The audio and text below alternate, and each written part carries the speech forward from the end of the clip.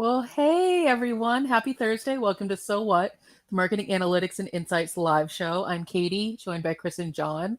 And we have been joined together for the past 5 years, which is why we're doing our anniversary show.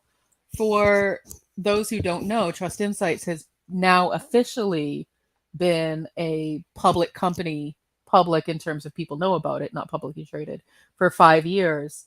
And we wanted to take some time this episode just to do a little bit of a retrospective in the sense of just how we've grown, how technology has changed, and just in general, what we've learned. And so we definitely want to get into the backstory, a little bit of how Trust Insight started. For some goofy reason, people love that story. Um, and so we can certainly tell some versions of it. And we also want to make sure, John, that we get your version of it because it's often myself and Chris talking about how we started the company, but a lot of people don't know how you came to be a part of this as well and what your history with us is. So where do we want to start today? It's funny. I had to resist. I wanted to go do that Saturday Night Live thing on social media and be like, tune in for the 5th anniversary, including U2, Beyonce, Arnold Schwarzenegger. But I thought that might not turn out properly, so I passed on that. Yeah, I think that we want to make sure we don't do any sort of copyright infringement or bait and switch. Manage expectations. Yes, exactly. Mm-hmm. Well, I don't know. Origin story. I mean, you guys have, story. Everybody wants to hear, like, where did the idea come from? The idea came from being miserable. As many great things do. As many great things do. I remember in the spring of 2017. So I had been working with Chris for just about 18 months.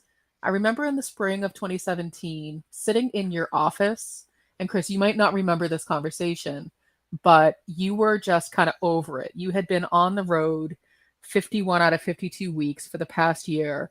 The team was fine, but you didn't know anybody on the team because you were never there. You never saw your family and you were just exhausted.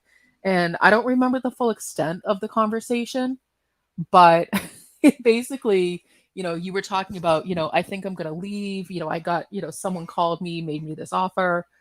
And I remember the light bulb went off in my head. I was like, he's not going to leave without me. No, that's not going to be a thing. And I think I said to you, like, if you jump, I jump. And you just kind of looked at me. I'm like, yes, we're making a suicide pact right now, which felt appropriate. But it was basically that first inkling of, I should start a company with Chris. And I know your brain hadn't gotten there yet because you were just looking for an out. But like in my brain, the wheels were already spinning. Yeah, I definitely wanted out of the environment. So we had worked at an agency that had gotten acquired, and the tone and tenor and sort of the culture had dramatically shifted once the new management took effect, as many companies do after mergers and things. Twitter, and so at that point, we were starting to look around and say, well, what are the different options? Because I had tried long ago running my own company. It turns out that a bunch of things that are important to running a company, like finance and legal and operations, I'm just really bad at. Managing people, also really bad at. And so for a variety of reasons, those things had never worked out. But we had talked to a bunch of folks in the industry and things. And most of our friends and colleagues said, yeah, it probably is time to at least make a change of some kind, if not start your own thing. And it was at that point when we started doing inventory and saying, okay, well, what would it look like, right? So this is now probably the fall of 2017. And we'd had some conversations with some other folks and things, and there were a lot of ideas, but the ultimate sort of packaging of it was the things that we wanted to do, we couldn't at the old shop because different priorities and stuff like that. And, that's fine. But there was a lot of stuff that back in the fall of 2017 was very clear the world is going to start moving in a very different direction. That has played out clearly by the fact that today you literally cannot pick up any publication without something about AI and ChatGPT in particular. In the news. So I was reading something about like pet training. Someone was writing a pet training script with it. Like, okay, so clearly the dog's going to be using ChatGPT now. That direction was so apparent that was the way the world was going to go, and I knew that where we're never going to make that happen. We're never going to be able to do those things. And we were doing some interesting stuff way back then. Had been doing stuff like predictive analytics kind of in a very crude way as far back as 2015, 2016. Yep. But the challenge that we ran into and where a lot of the impetus for me to want to do our own thing was I was doing this basically at night on my own time. And it showed, right? In terms of the lack of explainability, the lack of interpretability, it showed that there's an idea here, but the idea did not have any kind of portability, did not have any obvious benefit to a customer other than to be a very colorful chart for them to look at. Well, it's funny because you talk about, reasons why going out on your own didn't feel doable. I had the same inner dialogue running because I'm not an individual contributor. I'm a manager. I can run operations. I can run legal. I can run finance. And at the time, I couldn't figure out how to turn that into a company because, yes, those are valuable skills, but I didn't know then what I know now about how people would bring on a consultant or an agency for those specific things. And so I had a lot of that panic of, I can't stay where I'm at, but the skill sets that I have, I don't know what to do with them other than maybe just start my own thing. And so that's when I saw our complementary skill sets play out on the team that we were running. Why not take that out of the environment where somebody else is calling the shots and we call the shots and continue to operate with the skill sets that we currently have that are super complementary. And so that was where I started to put a little bit more of the pieces together. It was, I saw a lot of potential in the work that you were doing with machine learning, with artificial intelligence, and just general measurement. There was a lot of potential there. And the environment that we were in, people weren't buying it. They didn't want that. It was too advanced. It was too sciencey. It was too hard to understand. And it's not just because, Chris, you were working on your own time to develop these things. It was just too far advanced for this specific market that we were serving. Yep. And it's funny because that market is still like that to some degree today. There are still many customers and clients who measurement has the value of measurement has not become clear to them to understand that you measure things so that you can manage them well, so that you can cut your losses earlier, so that you can double down on the things that are working. And that's where over the last 5 years, I think things have really evolved. We have changed what the technology can do. So if we go back to what a predictive forecast for us looks like today, it's not a line chart with all these things, because that doesn't really help anybody. It's much more prescriptive now, where we say during this week write this article, right? It's the same data, it's the same analysis, but it's now paired with insight and with next steps, which is here's the article to write this week. And that prescriptive approach is much more useful to clients. It's much more useful to businesses to say, okay, tell me what to do. Because as we've seen over the last 5 years, companies have downsized, right? We had the curious fortune of starting a company and then 18 months later going into a global pandemic that lasted 3 years, and then a year ago starting a regional war that's threatening to explode. So we had some interesting obstacles along the way, but what has held true through that time is that people are being asked to do more with less. Mhm. People are being asked to stretch every budget dollar further. Mhm. The recent conniptions in the financial system over the last 3 years because of the pandemic, and then the consequences that are still playing out, and we're still we're seeing people pulling back on budgets. So the ability for us to go from here's your data and here's what it says to do these 3 things and you'll have fewer headaches next month is sort of the evolution of the company. I was looking at the very first blog post we published on the website now 5 years ago, and I fully expected to have all kinds of like awkward and uncomfortable feelings about what I wrote, but I realized it actually still is it's still a post that I'm proud of in what it says. My writing has gotten better, my writing has gotten stronger. Prior to starting Trust Insights, I never had an opportunity to write, to be the voice of anything. I was never really asked to do this kind of work. So I remember how much anxiety it gave me publishing a post with my name attached to it. But when I look at the content, when I look at the meaning behind the post, not much has changed. You know, the very bottom of it says, you get a lot of content from Trust Insights that talks about innovation, artificial intelligence, machine learning, data governance, and big data. That's all still true. There's still people behind all the robots. That's still true. We light up dark data. That's still true.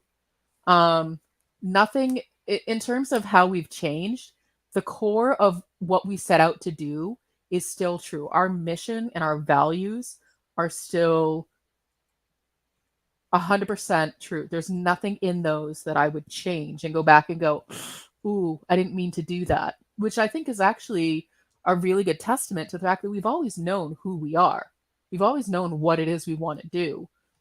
Now it's just a matter of getting more sophisticated with those things. When we started the company, you don't have to have publicly available mission statement. You don't have to have publicly available value statements, but we felt strongly that we wanted to have those. And so on our website, our mission, our vision, our values are clearly stated, and the values are the driving force behind how we run the company. And those came about from a conversation that Chris and I had of what are all the things we hate? What have been our past experiences that if we had to go back and do it again and say, I won't tolerate that. I don't want that in my company. If I got to build a company, what things wouldn't be allowed? And that's where the values came from. So we reject deception and secrecy. We are transparent and honest. I can't stand when other agencies black box what they're doing and it's all just sort of like magically happens. Like, no, tell me what I'm buying. Tell me what I'm getting. Because there's this concern that if you tell people what you're doing, they're going to steal your idea. I say go ahead and let them, because what we've learned is that anybody can talk about doing, ROI. Anybody can talk about doing attribution. Nobody will do it the way that we do it. Nobody will do it the way that Chris has done it. Nobody will give the insights that I give. Nobody will talk about it the way that John does. That's sort of our unique value, is that nobody is us. It's a funny story. There's a version of these values which we have not made public and we'll never make public, that has individual people named, like this is this person who was this dumb, right? Or this sexist or this racist and stuff that, yeah. And I can, looking at the values, I still mentally know exactly who each one is based off. But that's a good way to define your values, right? To think about the things that you like, no, this is just not okay. And then, well, what does the okay version look like, right? We had actually had that conversation around, do we want to even list out the things that we want to avoid? And I think we settled on, yes, we do, because we want it to be clear that it's not just sunshine and roses. Like this is why that value exists, because we've run into people who are thoughtlessly accepting the status quo. We've run into people who are, all hat, no cattle, as the expression goes. And that has helped guide decisions, right? Even to say like, okay, as we're pitching somebody, as we're talking to somebody on an input call, and we listen to what they have to say, like, wow, you're kind of a jackass. I'm pretty sure we're just not going to do business with you because you're an idiot, or your company's mission literally makes the world a worse place. Like it objectively makes things worse for a whole bunch of people. So we're not going to do business with you. I also see it just as an accountability check of, we put it out there. Are we being hypocrites by not following what we said we were going to do? And so it's a nice reminder of who we want to be and to not get distracted by shiny objects and dollar signs. We've turned down money because it doesn't align with our values. We've turned down clients who, to your point, Chris, we know aren't going to be good clients to work with. So it's not worth the money. We're a small business. We could use every dollar that's coming, to us, but we know when it's just not worth chasing that money. And so, when we started the company, it was just us, but we very, very, very quickly realized we needed more help than that. And enter go ahead. The impetus from that was actually from our financial planner and accountant, Mike, over at NMC, who had said in a meeting offhand, and it was a very offhand statement, but stuck with me the last few years. I know. He said every small business needs three people: a minder, a finder, and a grinder. Right? You need somebody who runs the business, you need somebody who does the work, and you need somebody to find new business. And like you said very early on, we needed that finder. Like, you were the minder, I was the grinder. We needed the finder, and enter Mr. Wall. Flourish as I have arrived. Yeah, no, it's so funny the way things work out, because you guys are just that classic story of, you were in the cubicles doing the thing, and you had your Jerry Maguire moment where you were just like, screw this, who's with us? We're out of here. And yeah, every entrepreneur goes through that. I had gone through that earlier. I had, when was it? Around 2010 was when I actually spun off and became a virtual employee. And there were a couple startups that I worked with that were just total disasters. And the crazy thing is, even through all that, Marketing Over Coffee was running. We were doing this show for years and years. And right when I switched to more entrepreneurial stuff, that was when Marketing Over Coffee kind of took off even more. Yeah, and it was just obvious. It was crazy. The thing that really got me was, Event Hero. I was at this event tech company, and the pandemic just completely destroyed that. It blew it to bits. And so at that point, we were just like, well, Marketing Over Coffee is sending leads over to Trust Insights. Like, this is real. Why don't I just keep following up with these leads? Like, it was a simple transition, and it made sense. And, Chris and I had already worked together, and I had met Katie at events previously too. So it wasn't like, you guys were interviewing a bunch of Glenn Ross rejects. It was, you guys knew kind of what you were getting right from the start, so it worked out. I remember meeting you at dinner in Boston after my first Marketing Profs B2B event in 2016. Oh, that was Del Frisco's. Yep, it was the steakhouse. And as the person who manages the people, I like to pride myself on how well I can read people. And it was a chaotic environment, and I'd never met you before. I was meeting a lot of people that day, few days. And I just, please take this as a compliment. I never got a sketchy vibe from you.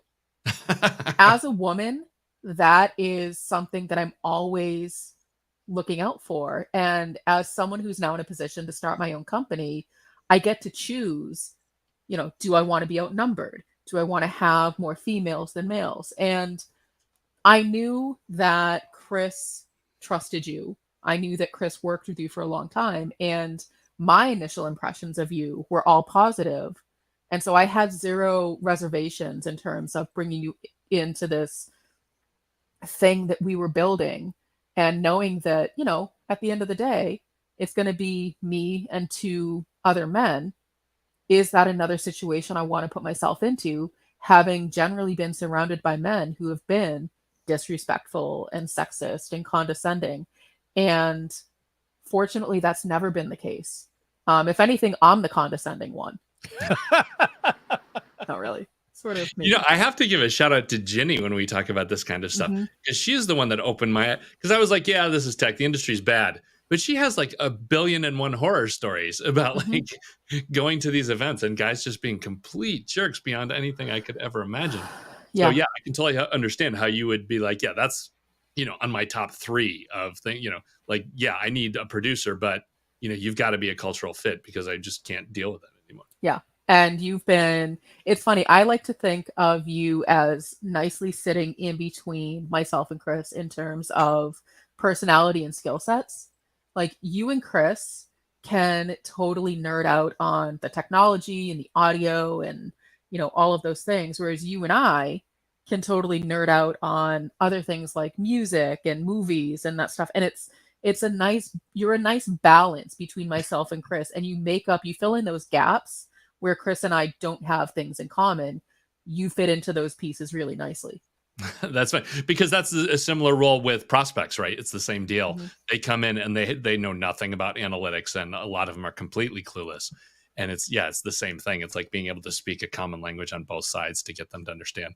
And it's been fun telling you guys about enterprise sales. You know, most people don't realize some of the insanity that I have to put up with, and the you know, people who will make me do unnatural acts and torture me just to put me through the negotiation process. Like, you know, getting to play those games is all part of the fun also.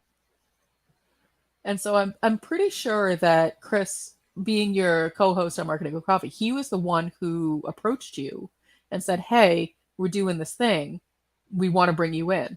And, you know, did it take you a while to sort of consider, or you were like, yeah, I'm in? Yeah, you know, that's funny. As I was thinking about it, that's one of the big things. Like, I don't really remember how the heck it happened. It just like made sense. And it was like, well, obviously Event Hero is just this big flaming, you know, pyre that's not completely dead. So why don't I just start doing this? And I think that's a big entrepreneurial thing that I picked up too, is like it makes no sense to belabor things and like sit and meditate on like, well, what is it going to be like? Will it be good? Like, just say, okay, I'm going to try it for 2 weeks and just go in and do it. And, you know, and see how it goes. And because I think we had done that too. We had, you know, the arrangement got more formal over the first year, but it was kind of like, well, let me just hang out for 90 days and see who gets pissed off. You know, like that's the great way to start.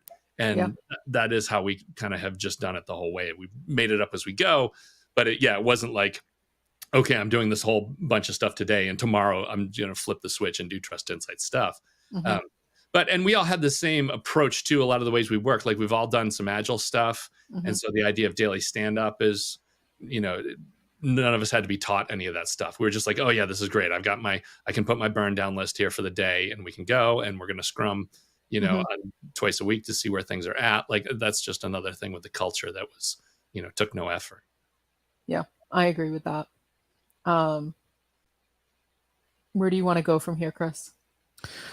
So I think you'd asked analytics for marketers what folks have seen and things, and what they had questions about. And, you know, the origin story is always a popular one, but in terms of where business itself is going and things, I think there's there's been some interesting lessons that we've learned along the way. I mean, like I said, 2 years into the operation of the company, ran face first into a global pandemic, right? Where things just went off the rails for literally everyone. And a lot of our peers, a lot of our competitors, a lot of companies did not make it out of that. And now we're obviously facing some interesting stuff on the financial markets and stuff and such. When you look at the headwinds that we've faced, as the organization's leader, what have been your thought process about how to surf the waves of adversity?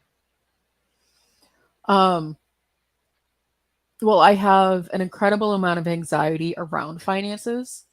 And so I think that in this situation has been to our benefit, because I have been very, very conservative with how we spend with making sure that our profit and loss statements are looking healthy, and where we can develop processes to cut down on waste. And so I think our focus was really around making sure that we had a lot of predictability in the things that we knew and what we were doing, so that those wouldn't become distractions, so that we could really focus on, all right, we know that now is probably not the time for us to get those big ticket clients. How can we get the small wins? What are the things that are so repeatable and automated that people need, that they can tolerate the cost for? And so I'm always thinking about the products. I'm always thinking about the services in terms of where can we get small wins, medium wins, and big wins. And so when the pandemic started, we really shifted our focus into the smaller wins, which was the core of what we do, which was the tech stack audits, things that people will always need, setting up your foundation, setting them up for success, making sure that they're getting basic reporting. Is that the stuff we want to always be doing? No. But it's the stuff that people need. And what we've seen is that we can build from there, because we start to develop that relationship. We start to demonstrate our skill sets. They start to ask questions like, oh, what about this? Well, we have expertise in that, or we have partners who do those things. And it was a really good foot in the door when there were no doors opening. Yeah. I remember very early on when the pandemic started, our board advisor, Ginny, had said, pick up the, conferences and events are closed, which, has always been a driver of attention for the company. So pick up the phone and just start having coffee with people virtually. No agenda, just show up, because you're not on people's minds otherwise. Right. And I think that's fantastic advice for anybody, regardless of where you are, whether you own your own company, whether you work in a company and stuff. Just maintaining that personal network is so important. When we started Trust Insights, because people have asked, how did the company get off to a start and stuff? Well, we didn't start it cold, right? We already had a lot of assets in place. We had a Rolodex of folks. I was looking at my very early reporting, the newsletter that I do, the Almost Timely newsletter, back in March of 2018, it had about 18,000 subscribers on it already, and it was already a large list. I think when we first dug into setting up our HubSpot instance, it was like a 50,000 contact import, because we had these networks in place. And so if entrepreneurship is something that you're thinking about in your own career, it's not just the idea. You need the infrastructure to go with the idea, and that's much harder to do. Like, very candidly, last year I finally paid back the $75,000 I withdrew from my 401k the first year of the company to survive off of while we got the company up and running. It took 4 years to put that back where it was supposed to be. And, you lost some growth along the way, which that is fine. But even something like that, like, how am I going to afford to maintain a quality of life during a period when there will be no income? And that's going to be a big obstacle for people wanting to start a company, but it's something you have to plan for. When we were putting together the pieces for Trust Insights, we actually did seek investment. We thought that maybe getting some investment would be a good place to start, because between Chris and I, we probably had about $5 to invest in the company. And so in what we learned from that experience of pitching investors was that we didn't need them. The way that investors wanted to shape and run our company, because they would have had a stake in it, didn't align with why we were starting the company in the first place. Most importantly, they didn't want a female CEO. They wanted Chris in charge. And as we've already stated, for the variety of reasons, those aren't Chris's strengths. And that doesn't mean that he shouldn't start a company, but it meant that he was not meant to be in the position to run the company, which is why my skill sets were valuable. And so it introduced a lot of doubt. It introduced a lot of insecurity I remember it was like 5 o'clock on like a Thursday or something, and we were changing our decks to put Chris in charge, and to put me in a lesser role. And I was like, well, wait a second. This is insane. Why are we doing this? This is why we're starting the company in the first place, so that people can't question the decisions we're making, so that we can write our own rules. Because people are telling us to do this doesn't mean we have to do it that way. That's why we're doing this in the first place. And once we wrapped our heads around the concept that we really were truly in charge, it changed everything. We stopped looking for investors. We've been bootstrapped the whole way. Yes, we went 18 months without taking any pay, but that has since changed. We've resolved that issue. We worked to a point where we felt comfortable to start to pay ourselves, and that gradually grew over time. I do want to take a second to acknowledge our board advisor, Ginny. So when we started the company, we decided it would probably be a good idea to have some kind of an advisory board, because we're so close to everything that we knew that we needed an outside perspective. And I've always been a big proponent of having other, trusted opinions, regardless of your skill level, regardless of your amount of experience. You will never know everything. And so having other people who can help guide you is going to be incredibly valuable. So that's, if you don't know Ginny, but you should know Ginny, she was on our show last week. That's a picture of Ginny and Chris. And so Chris had a larger network than I did. I was sort of the newbie to the industry. And so, Chris, you had set up virtual coffee dates for me and potential advisors. And I would say 5 out of 6 were duds. And we don't need to go into what those were. But I remember I got on the phone with Jenny. We were on a Google Meet. And literally within 30 seconds, we're both just staring at each other, grinning like idiots. It's because this whole stepbrothers, did we just become best friends? And within 60 seconds, I said, do you want to be our advisor? And she was like, yeah, I really do. And I was like, okay, let's be friends. You can be the advisor. And I'm not even exaggerating. That's very much how the relationship started. Like, we clicked instantly to the point where now Ginny, if we go more than 6 hours without texting each other, we start to worry about the other person, because that's how close we've become. But we can separate out our personal relationship and talk business without it affecting our friendship. And that's one of the things that I really appreciate about her. Plus, she's just really smart. She's been doing this for a long time. I've never seen her advice not be spot on and thoughtful. And for anyone starting their own thing or wanting to go out on their own, I highly recommend finding someone who can play that role for you. It doesn't have to be top heavy. You don't have to have multiple advisors, but just someone who at the very least you can bounce ideas off of and go, am I on the right track, or is this terrible? And that person can do that for you. And I run almost everything past her when I'm unsure of it. And the other day I was talking to her about something on our website, and she goes, what if you looked at it this way? And I was like, that was the missing piece. That's what I couldn't think of. Thank you. And it was like a 30-second conversation, and I trust her judgment. So I wanted to acknowledge our board advisor, who has helped also guide us through the pandemic.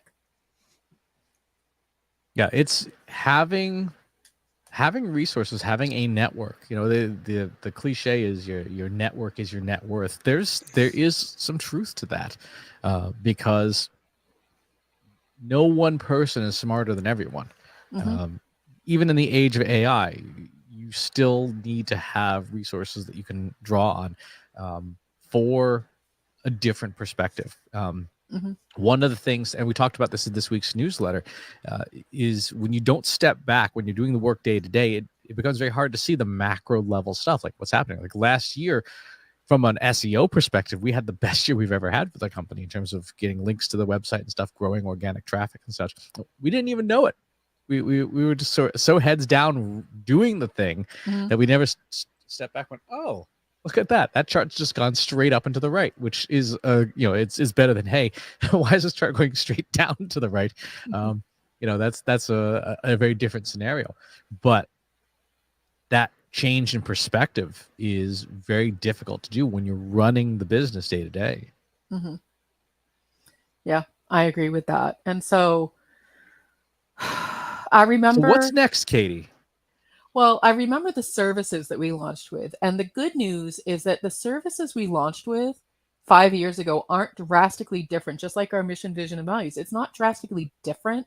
It has become more refined and more sophisticated. And so see a slide like this and I cringe a little bit, but I'm appreciative of it because we're still doing this. And unfortunately, John, when you came on, this is what we handed you and said, okay, go find prospects. And this wasn't enough, but we've been able to refine it from them. So, fix. You can't manage what you can't measure. Connect your data, understand your data, predict your data, act on your data. All of those things are still true.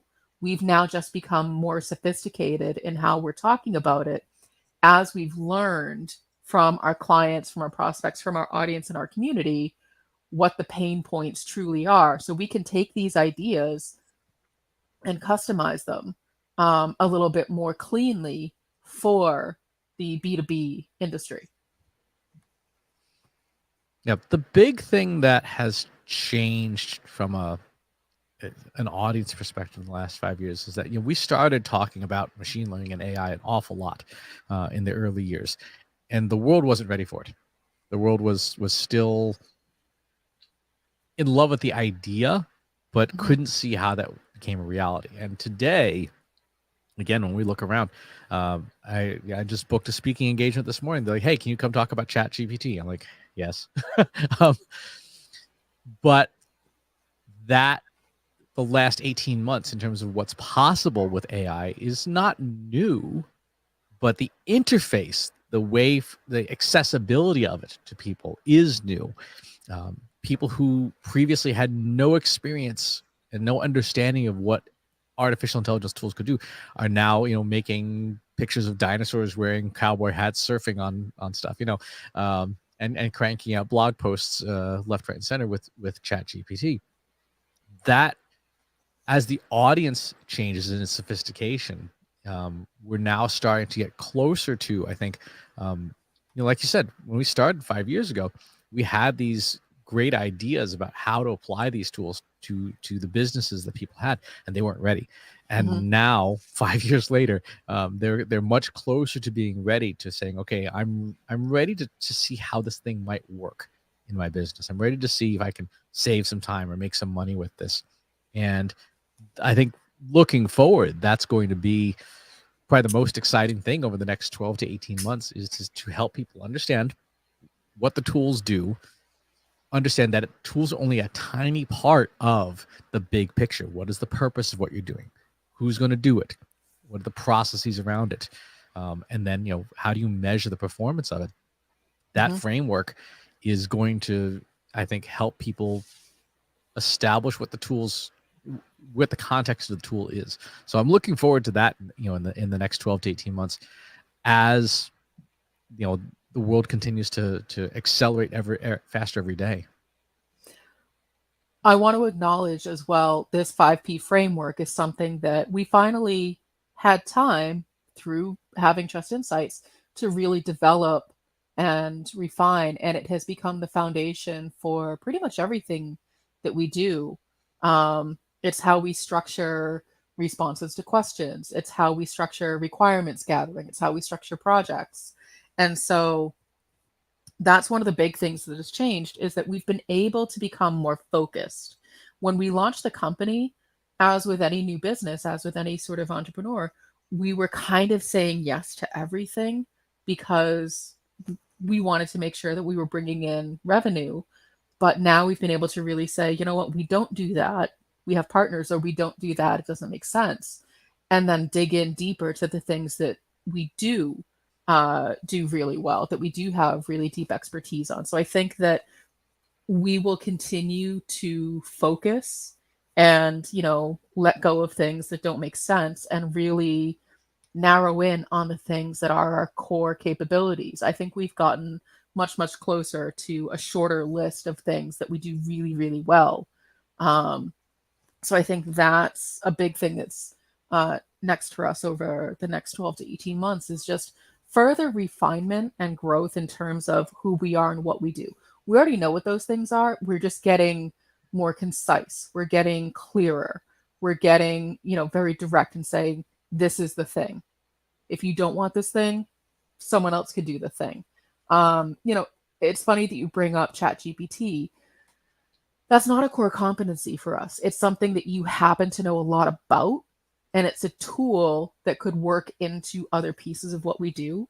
But people are coming to you to talk about it, to learn about it. But when I look at our business, I don't see where it fits in. We're not a ChatGPT business. There's pieces around it that we can teach. There's pieces of it that we can use. And so those are the kinds of things when new technology emerges and then becomes the only conversation for a while. That's where my focus goes of what does this mean for us? Yes, Chris can talk about it, endlessly, but is that then going to bring back business to us? And so that's my current challenge, is figuring out where all of that fits into our overall company. Yep. Well, I have some ideas for that, but we'll save that for another live stream.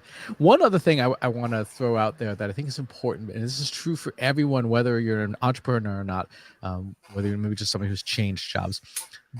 There's this concept that I wholly agree with, that in some ways, your previous experiences, particularly if they weren't very good, really are a form of PTSD.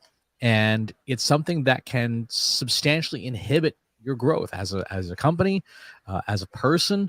When we look back at the first couple of years of the company, and when we talk to other people who have changed jobs, how much stuff just is stuck in your head of the way that you had to do things. It lasts a while. So, make sure that you're aware of any baggage that you're carrying with you, and regularly and frequently check in to say, do I still need to keep doing that? When we started Trust Insights, I remember one of the first things that, and you talked about this in the newsletter as well, the first couple of things that were total shocks, it was looking at our calendar going, it's not full of meetings. Mm-hmm. There's not like 18 meetings, and 37 of the 40 hours of the work week are filled with meetings, of which 90% were useless. Right. And B, going, we don't have to do timesheets, because that consumed the other 3 hours of the week that we had to do work, was doing all the administrative overhead. And yet those were almost like habits that we were stuck with from years and years in the agency world. But even things like how we set up a Google Analytics account, or how somebody just approaches their morning routine. Those are things that it takes a while.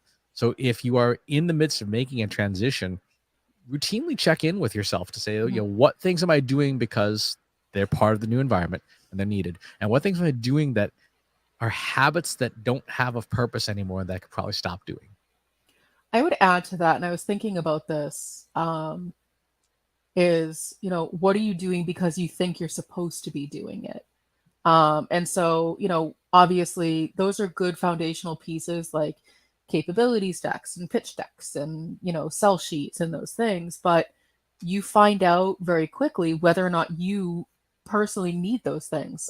For us, we don't need those things. We started with them because it helped us sort of figure out what we were doing and what we had, what we needed, and where there were deficits. But now, 5 years later, we've talked about them on and off, but we've never put a lot of effort into them because it's not what's asked of us. It's not what John typically needs in order to convince someone that we're the agency that they should be choosing. Having a really nice styled PDF of all of our services and, fluff language and jargon doesn't sell us to people. Actually demonstrating that we know how to do the thing is what helps us win business. John, what are your thoughts? Yeah, it's true. We joke that a prospect never needs to see the menu in the emergency room. They have a specific problem that they need to get done, and that's it. And that's a big part of what we do, is that people trust us to fix these thorny problems. And it's not even that they're not smart enough to do this. They can do these things. But the truth is, they have some kind of core competency that only they can do. And it just makes more sense for them to throw the rest of it to people who can handle it. And, we're the people who have handled it 20, 30, 50 times. So, yeah, you're smart enough, but it still might take you months to do it. Chris will have it done in 30 minutes. And that's because he's, climbed the learning curve and done it. And and so, delivering value to our customers and being able to help them solve their problems, like in the long run, that's the network that gets us where we want to go. It's a solid agency model, but it's just that we're kind of doing different stuff than anybody else out there is doing. Because that's kind of who we are, and that's ingrained in the nature of the company. So, Chris, where do you want to see Trust Insights in another 5 years? Probably running a small nation somewhere. I don't know if I want that much responsibility. That's true. Chris cashes in on Chat GPT for Dummies. That's really with the fewest lights. No, I mean, here's the thing. The direction that a lot of these technologies are going is going to dramatically change and enable how we do business in ways that folks have not fully wrapped their heads around. And so our job is to help people do that, is to say, like, here's this thing, here's how it fits into your business, here's what sensible applications there are for this. Here's things that are just shiny objects and they're cool, but they're not going to help you grow your business. And even for ourselves, building these things into systems that are part of the 5 Ps, that are part of the process and part of how we train people, is what's going to lead to more growth. Because all of the shiny objects, at the end of the day, somebody like Katie is going to say, well, what is this going to do for me, right? How is this going to help my business grow? How am I going to make money with this? I remember when I first started at the old shop, one of the founders just point blank asked me in the interview, how are you going to make me some effing money? And that's a valid question. In the next 5 years, I think these technologies will dramatically increase in their power and scope to the point where some of them are going to cause societal problems, right? At scales that people are not ready to think about yet. But they will cause those problems. And we know that that's the direction they're going to go. So our role is to help companies avoid those minefields and to help them be productive, help them do more. One real quick example, part of what's new in the new GPT-4 model is multimodal inputs, which means you can give it things other than text and it will do stuff with it. And we're on the wait list for access to the API for that. But one of the first things that I see as being potentially valuable is giving it a chart right out of, say, Google Analytics and saying, interpret this and interpret this. Tell me what you see in it and what your recommendations are. Because a lot of the time, people are publishing reports, right? I've lost track of the number of clients who have, reports, this many a month. I don't do anything with them because it's just too much, right? So if you can have machines distill that down and say, look at this ridiculous chart, and tell me what I should do. And then, we obviously spend some time fine tuning it and adding our own human insights on top. I see that as being incredible value that will continue to set the company as a whole apart as a leader in the field. What do you think, John? Where do you want to see Trust Insights in 5 years? Yeah, that's a good question, because I think the real challenge for us is, so much of what we've done is to make things right for our specific band of customers. Do we want to continue with that kind of bespoke, boutique agency where we're working with a small group of people doing interesting things? Or do we find something that we're able that scales, that goes to a wider audience with less personal touch? And so that's a real question for me. I don't know which way we're going to go on that. I spent way too much time on the everything scales or you die, entrepreneurial side of things. And so this has been an adjustment for me to realize that, hey, let's just kind of do things right for a small group of people, as opposed to, everything just doesn't point to the useless widget machine. So yeah, I don't know, this is definitely an adventure, but we're, playing with the right bunch of technologies and we've got the right customers, the right people trust our advice and our advice does make them money. So, everything else, it all boils down to that. If you take care of the customers, everything else does take care of itself. It may not go where you think it's going to go or how you think it's going to go, but you will end up where you're supposed to be. How about you, Katie? Where do you want to see things in 5 years? At a very tactical level, I would like us to have more courses available. I think that we have a lot to teach. And I think in terms of scalability, that will be a way that we can do that. John, to your point about, bringing things to the masses with less of a personal touch, I actually see it as I would like us to even further automate things so that we can spend more time with that personal touch, but at a bigger scale. Because that's really the differentiator. Because to Chris's point, there's hundreds of thousands of charts produced for any given client on a regular basis, but it's that personal touch. It's that deeper insights and conversation and relationship building that artificial intelligence isn't going to be able to touch. So I would like us to find ways to be able to bring more of that to the table, along with the artificial intelligence and the machine learning and the measurement and the reporting and all the things that we do really well, and then further build on those customer relationships. It's funny. I don't see Trust Insights being drastically different than it is today in the next 5 years. I just think that we'll be doing things even better than we're doing them today. And I think that's a great place to wrap up. So thank you for tuning in. Thank you for sitting down and celebrating with us at our 5-year mark. Hope you will stick with us, and we will talk to you next time. Take care. Thanks for watching today. Be sure to subscribe to our show wherever you're watching it. For more resources and to learn more, check out the Trust Insights podcast at trustinsights.ai/TI podcast and a weekly email newsletter at trustinsights.ai/newsletter. Got questions about what you saw in today's episode? Join our free Analytics for Marketers Slack group at trustinsights.ai/analytics for marketers. See you next time.